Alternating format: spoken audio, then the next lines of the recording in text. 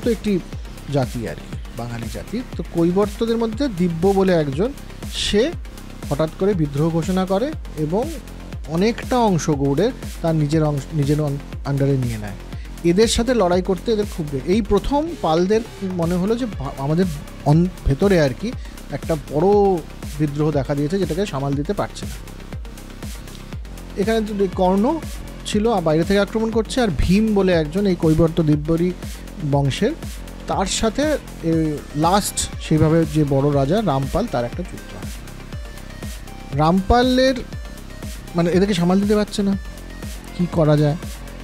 তো রামপাল বলেন তাহলে আমি সমস্ত জমিদারদের কাছে যাই, গিয়ে এদেরকে বলি যে আমার কিছু জিনিস নাও, কিছু মানে সম্পদ নাও, তার বদলে তুমি আমাদের সাথে এসো এবং আমরা ভীমের সাথে লড়াই করি। এই যে সম্পদ দেয়া হচ্ছে বিভিন্ন সামন্তদেরকে, তাদের মধ্যে সেন বংশের একজন রয়েছে,